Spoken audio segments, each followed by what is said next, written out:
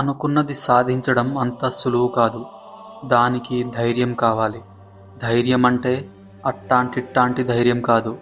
నీ గుండె బండలా మారి, నీ మెదడులోని ఆలోచన అంతు చిక్కని అడవిలా మారి, వీడికి పిచ్చి పట్టిందా, పొగరెక్కిందా అనేలా ఉండాలి నీ ధైర్యం.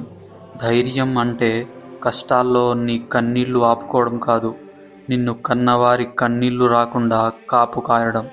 విశ్వాసంతో కాపలా కాసే కుక్కను చూస్తేనే ఈ ప్రపంచం ఇంతలా మురిసిపోతుంటే, నువ్వు చేస్తున్న పోరాటం ఫలించిన రోజు నిన్ను కన్న కడుపు మరి ఎంతలా మురిసిపోతుందో ఒక్కసారి ఆలోచించు. నీ కుటుంబ గౌరవం కోసం, నీ కార్య సాధన కోసం సిగ్గు విడిచిన ధైర్యం కావాలి, పౌరుషం మరిచిన ధైర్యం కావాలి. ఎందుకంటే సిగ్గుపడినా సాధించలేవు, పౌరుషానికి పోయినా సాధించలేవు. పౌరుషం అనేది గెలిచాక రావాలి, కానీ ముందే వస్తే గర్వం అంటారు. ఈ గర్వం అనేది చాలా ప్రమాదం. గెలుపు కంటే ముందొచ్చినా తర్వాత వచ్చినా మనిషి వినాశనానికే కారణమవుతుంది ఈ గర్వం.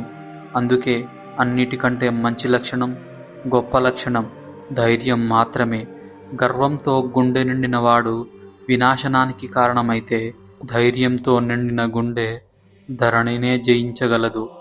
శత్రువు వేసే బాణం తగిలేది నీ శరీరానికి కాదు, నీ గుండెకి. ఎందుకంటే శరీరానికి చేసే గాయంతోనైనా సర్దుకుపోయి సాధించేస్తావేమోనని. అదే గుండెకు నిందలు చేసే గాయం, అవమానాలు తెచ్చే బాధతో నీ గమ్యాన్నే మర్చిపోతావేమోనని వాడి ఆశ.